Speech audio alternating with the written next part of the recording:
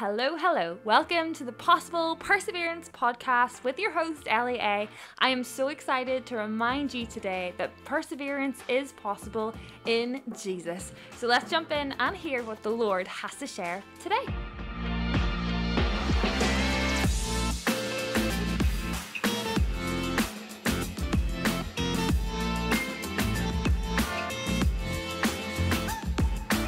Hello everyone, welcome back to the podcast. I am so excited to introduce my next guest.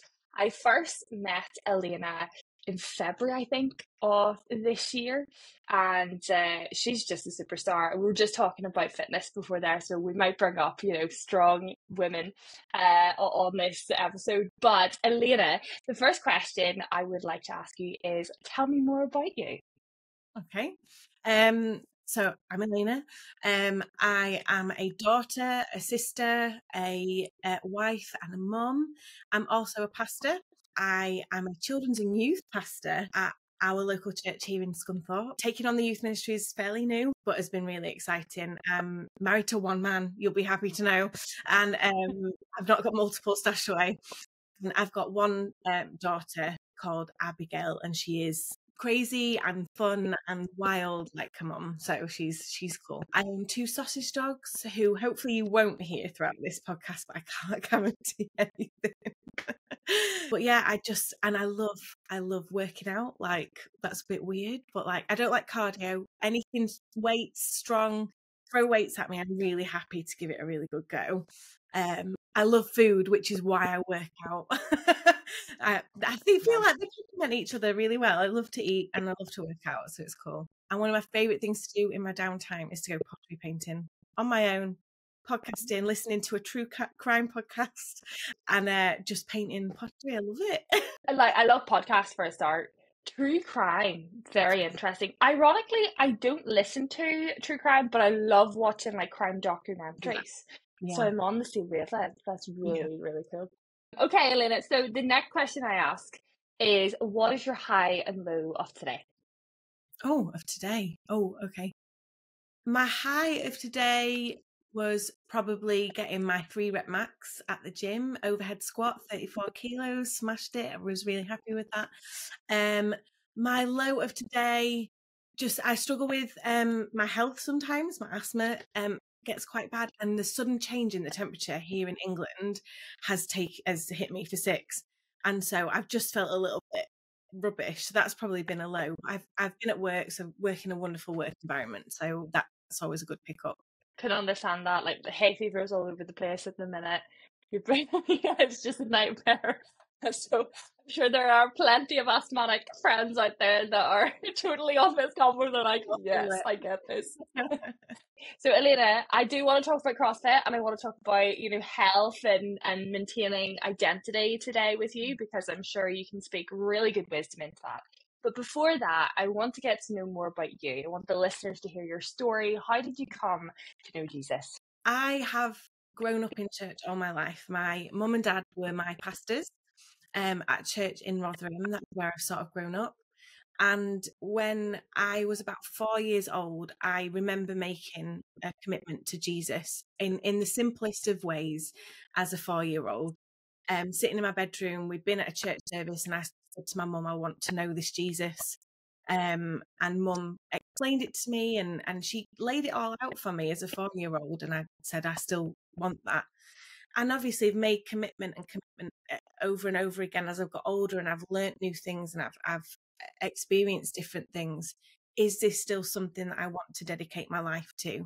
And the answer's always been yes. I've never walked away from Jesus. That is part of my testimony and part of my story. Even throughout my teens, sort of, Jesus was the rock and the foundation. I know it's cheesy, it's the Christian sort of terminology, but like, he always was. And I have seen the faithfulness of God in so many things in my life. And I even as a sort of older teenager, then looking into university and looking at what that looked like, and the question was always, Lord, do you want me to do this? Should I go? And I was offered a gap year at my church and took that. And during that gap year, the job opportunity to become their children's pastor came up. and they asked if I would do it. And I was like, yeah, I don't have to go to university. Great. And they're like, no, we would still like you to continue some sort of learning to set you up going forward. So I thought, well, what does a good Christian girl do? She goes to Bible college. And I'd never had any desire to go to Bible college. My parents had been to Bible college. All my friends had been to Bible college. But it just wasn't something that was ticking any boxes for me. And yet I went to apply. So I wrote out my application form and I put my check in it for £21 and headed out of my work building and started heading to the post box. And as I'm halfway there, felt God quite clearly say to me, do not go to Bible college. And I quite happily ripped it up there and then and ran back to work and was like, I don't know what the next step is. So I ended up doing a part-time degree whilst working through the Open Uni. And a lot of people are shocked when they say to me, oh, but you're a pastor and you've not been to Bible college and your degree is in childhood and youth and development and brain trauma and all of that sort of thing. Where's the Bible? You know, I stand in the firm fact that God told me not to go. And also I've had to then be more intentional about learning about the Bible and putting myself in positions to be in Bible studies with people that know more than I do, to learn from people, to glean from them, to read the books, to ask the questions, where people that have been to Bible college may not have needed to do that in the same way. So I was a kids pastor in Rotherham for 5 years. And I've been a kids pastor and now youth pastor here in Scunthorpe for 7 years. So yeah, that's a little bit about me. Wow. There's actually a lot. Like sometimes when we talk about our testimonies, we think, God's good and it doesn't feel important to us. But number one, the fact that you as a 4-year-old knew that you wanted Jesus is massive. And I know for myself growing up, I discounted a lot of my testimony because I thought, oh, well, I haven't really struggled. I haven't really gone through stuff. But I used to be jealous of people that said, oh, yeah, when I was 6, I gave my life to Jesus. I was like, wow, that is amazing to have that exposure to God because that's not the case for so many of us. But I would love you to pause there for a second and speak into that. So clearly your mum and your dad had a very strong faith. Yeah. But what is it like growing up under their shadow, but also trying to be your own person? Yeah, absolutely. I mean, my dad is quite well known in Christian circles and travels the world preaching now. And I adore my parents. I have a really, really close relationship with them. They live 20 minutes down the road. My mum's had Abigail today. She slept over at their house last night. Grandad put her to bed. Like, they are not just my parents anymore, they are my friends. But I have had to learn how to have my own faith and I've had to learn how to do that. Now their guidance has been incredible and they've very much been like, well, what is God saying to you? And is this right for you? Don't just do it because we think it's a good idea. And I really would have honestly been very happy to live at home like forever. I know some people think, oh my goodness, live with your parents. Oh, what? That's crazy. But like when COVID hit, I was like, I'm moving in with my mum and dad. And it was Dan, my husband, that was just like, can we just, I love you, mum and dad, but we've just had a baby. Like let's stay at home, you know, and it was a good job we did because it was more than the 3 weeks that we were promised. And I've had to learn to be comfortable in me and not just sort of live off their faith or their testimony, but live off who God is saying I am. And I still have to work on that. I'm 31 now and I'm literally over the last week have been at a conference and listening to God sort of talking to me about new season, new jacket, new authority that I'm calling you into, come on. And not going, oh, but let me just check with mum and dad, what would they think? And actually my dad used an analogy with me of like, he won't interfere in my life unless I'm about to like throw myself off a cliff.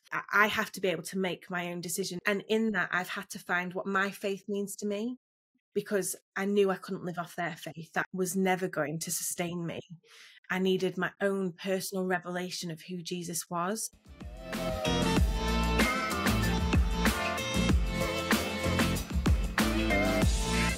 What is the biggest thing that you're thankful for? Because obviously you said that, you know, everybody was saying, go down the theology route, and you didn't feel comfortable about it. And God clearly wasn't, because he said, no, don't do it.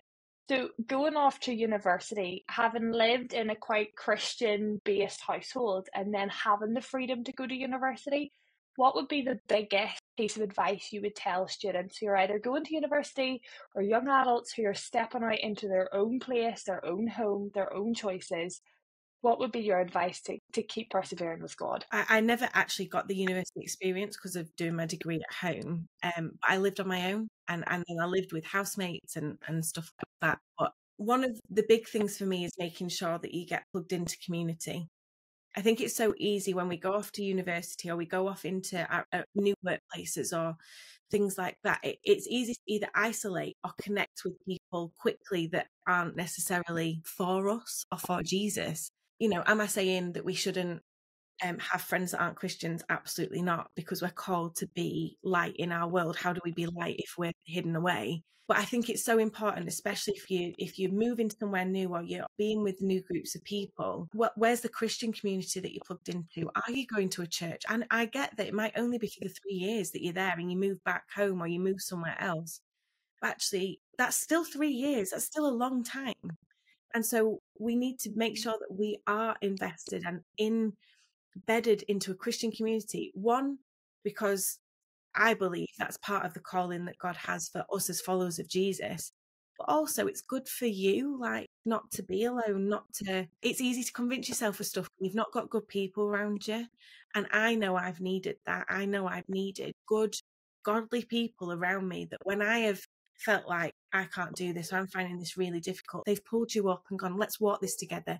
Let's journey this. Or let me sit with you in this. Don't even have to walk anywhere. Let's just sit together. Quite often I've seen people go away to uni or start something new and have either become really isolated or they've latched on to the wrong sorts of people for their faith instead of latching to God and a Christian community that can guide and help them. And that Christian community might look completely different to the one that you've been part of before. Like, you know, I come from a Pentecostal background, yet love the Anglican church as well. And if we're away somewhere, or if my husband had his own way, he would be an out and out Anglican. That would definitely be where he would be. But it's okay to be part. They all love Jesus. We all love Jesus. Let's be part of Christian community that encourages and helps us, because it can be very lonely being a Christian, especially in places like a university hall or like a new workplace where you might feel like you're the only one there. And so having good Christian community, making sure that we are feeding ourselves with the good stuff, making sure that we are keeping all of those foundational things that we know are important, like our reading or listening to the Bible, our spending time iron sharpening iron with good, godly people that are going to help keep us on a good path. Yeah. Yeah, I love that. Like, I think the biggest thing for me, you know, again, I had the university experience and it was in England for me, so it was quite nice to be away. But I think even though I didn't grow up in a Christian household, in the difference between myself, my own household, and what my friends would have grown up in, which was truly Christian, which was very much like yourself, the big factor was that, oh, I get to make my own decisions now. Do I really want to go to church? Do I really believe? And what really helped me was the fact that I looked for community in the right places. Elaine, I want to go to another part of your story, and you talked about ministry. And I'm a huge fan of women in ministry. Again, I'm from a Pentecostal background, so we're up the ladies. But explain to me what that looks like, because I know there are various people listening. So we have guys from America, we have guys from Europe. So it could be very common in their churches, or it may be the opposite. So, you know, what is it like being a woman in ministry? Yeah. Great question. I never knew anything different growing up. I didn't realize that there was such a thing as women in ministry. I just thought people just did what they were meant to do and what they were called to do. I watched my mum be in ministry as much as my dad, although he had the more upfront sort of stage stuff. Mum was very much the pastoral sort of caring for people, as well as administration and all that sort of thing. That's really her gift in hospitality and administration. We had female pastors growing up and never knew anything about it genuinely until I was probably about 18, 19, and heard it for the first time and was like, what's this? What do you mean women in ministry? I stepped into my first lead ministry role at 17. I was single woman. I had no issues, and I worked on a very, very rough estate, coming face to face with parents and having to swallow down all of the fear and just deal with stuff. And then at 19 took on my first paid ministry role as a children's pastor, and absolutely was championed and for. I've also been part of experiences where suddenly I realized that being a woman was not the best thing. Why is it okay for me to lead children, but it's not okay for me to lead adults? I am literally speaking into the lives of the next generation who could lead and change our world and our churches, but I'm not allowed to speak to the grown-ups. Like, what? That was an interesting journey, and actually our time there ended in a small part because of things like that. I was then married at that time, and being a woman in ministry who is loud, bubbly, and quite confident most of the time, not all the time, but most of the time, that at times was slightly threatening in certain circles. And I knew when I was dating my husband, I knew that I was like, if you're going to be threatened by me being a leader, this isn't going to work. In the sense of like, we complement each other's callings, we care for each other, we champion each other. He can only do what he does because I'm there supporting him, and I can only do what I'm doing because he's there supporting me. However, my gender should have nothing to do with whether I should be in ministry. It should be the call of God in my life.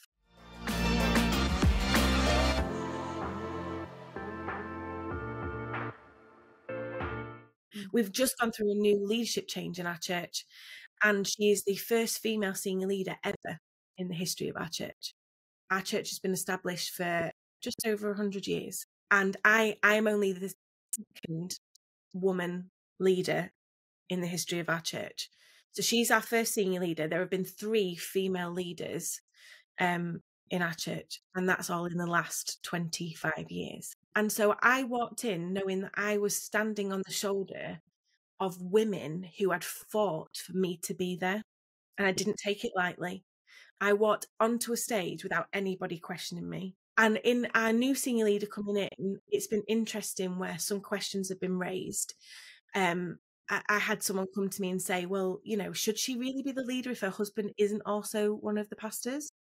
And I was like, oh, like that's a weird thing to say to me as a woman leading in this church. Oh yeah, but your husband's part of the team. I was like, oh, I didn't realize that this is how we were thinking about this, you know. And I've had to do some learning and research and understanding. Like, I fully believe that if God has called you, it doesn't matter whether you're male or female.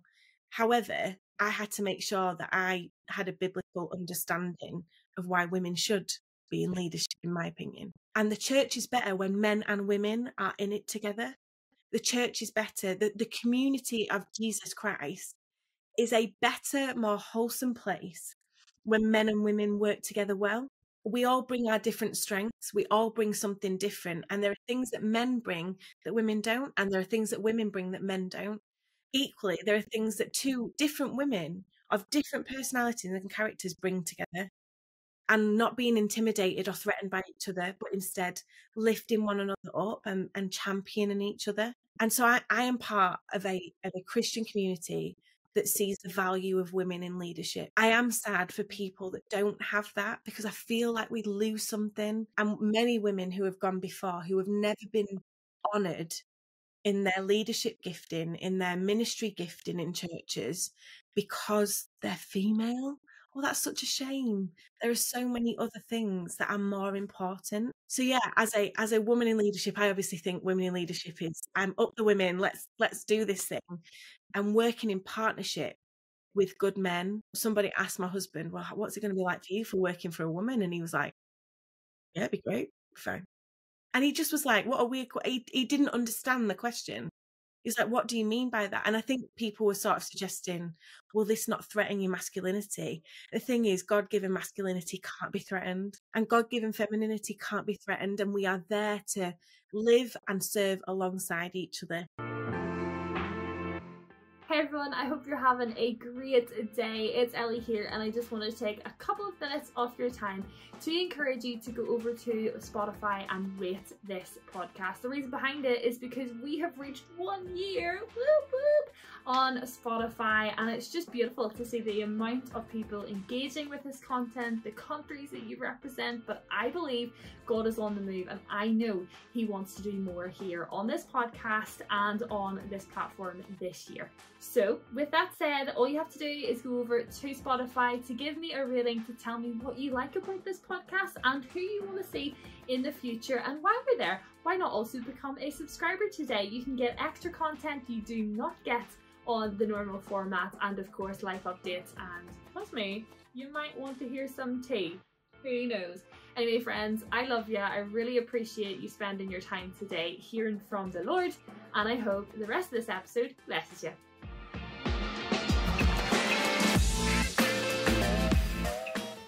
Yeah, no, that's so good. Because I think definitely for me, throughout my life, there has been so many times previous to this moment that I've gone, wow, if I didn't worry about what other people thought and I actually just stepped into what God could do, imagine how many more opportunities I could have had. And I don't regret anything, because come on, we are on a journey with God, and God will still give us opportunities, and they may look slightly different. But I really, like, my hope is that through the podcast, just through being in ministry, that young girls and young boys will be like you as a child. You won't see the difference.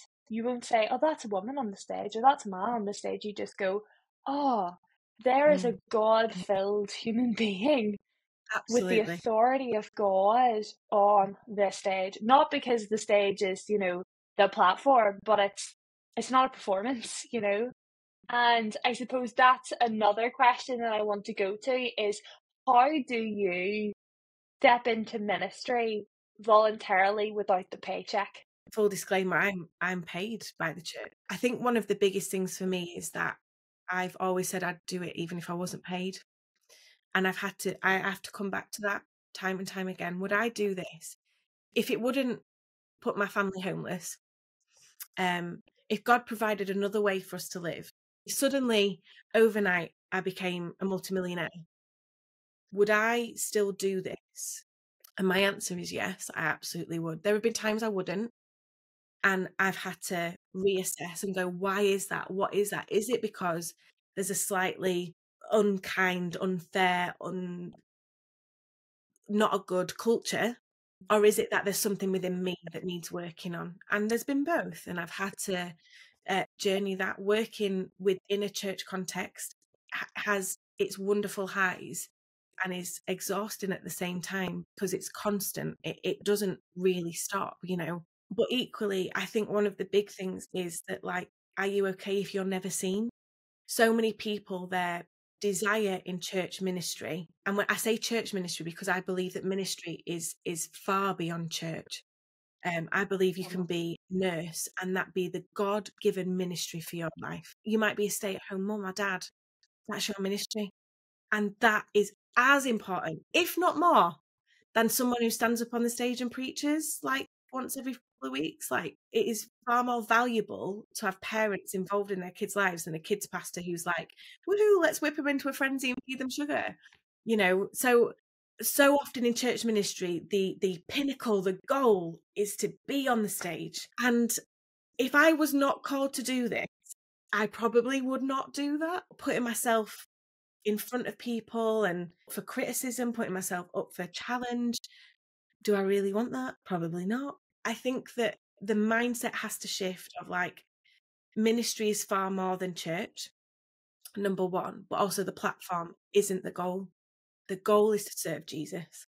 And if we are serving Jesus quietly and faithfully behind the scenes by cleaning toilets, what a gift to the church that is. if we are serving Jesus and the church by cooking food for the homeless, but yet nobody knows that you're doing it, it's still a gift. If I'm up on that stage and it's about me, I should not be there. If I am leading worship in a church congregation and I'm going, well, this needs to be about me and how good I sound, and why did nobody congratulate me or clap me, or get off the stage, get out. As you said, this is not performance. This is about pointing Jesus. We should be the ones that are literally pointing people to Jesus and reflecting Jesus to the people. Serving Jesus Christ is first and foremost.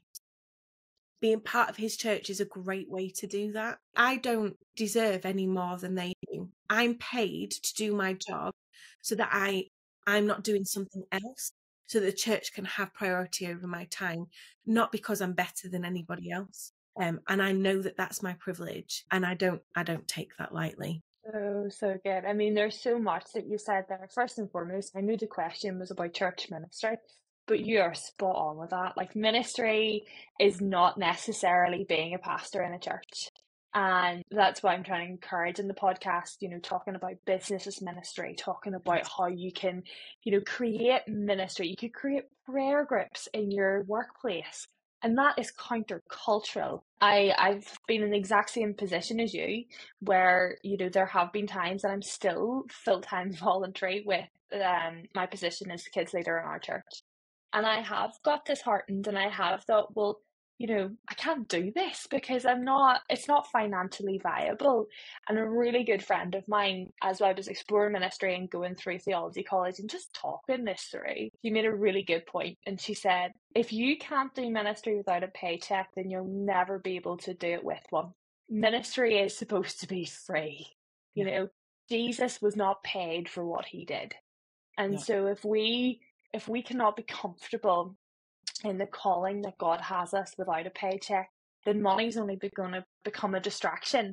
And it's not saying that money isn't important. Of course it is, especially if you live in the UK right now. We're all feeling the pinch.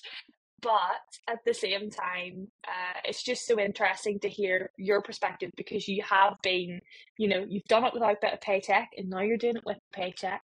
But it's not about the paycheck, and it's so much more than that. And something that you picked up on that I would love to go there is for people who are maybe in a church that feel like their age group is kind of in the best way not being spoken about, not being encouraged, not growing. Like, for example, I really struggled because you have kids' church, you have youth, and then what?